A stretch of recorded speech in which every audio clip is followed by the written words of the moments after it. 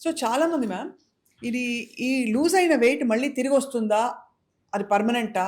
Permanent loss అని ఎట్లా అంటారని అడుగుతారు. సో అదే దానికొచ్చి ఇప్పుడు హెయిర్‌కి మేమేం చేస్తామంటే, ఒక ట్రీట్మెంట్ ఇచ్చిన తర్వాత ఎలా మెయింటైన్ చేసుకోవాలనేది వాళ్ళకి చెప్పి పంపిస్తాం. ఎందుకంటే అప్పుడప్పుడు మన కాడికి రావాల్సిన అవసరం లేదు.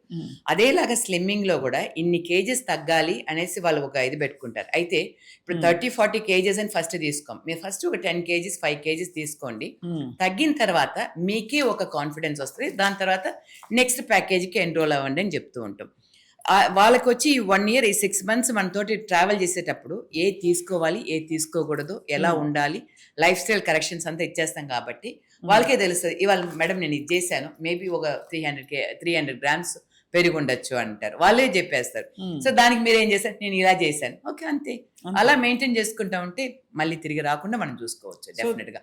దానికనేసి వదిలేసి నేను ఇవాళ చేసేసాను, ఇవాళ తగ్గిపోయాను. ఓకే ఇంక నేను బిర్యానీలు అయితే బర్గర్స్, పిజ్జాస్ ఇయన్నీ తీసుకొని నేను పాటికి హాయిగా ఉంటానంటే, హాయిగా అది కూడా వస్తూ ఉంటది. మన బరువు కూడా పెరుగుతూ ఉంటది. తీసుకోండి, తీసుకోకూడదని చెప్పలేదు. మనకొచ్చి అన్నీ ఈ కంట్రోల్ చేసుకునేదానికి మనకి ఇంకా లైఫ్ ఉంది. అలా కంట్రోల్ చేసుకోవాలంటే నన్ను చూస్తుంటే అందరికి కోపం వచ్చేస్తది తర్వాత.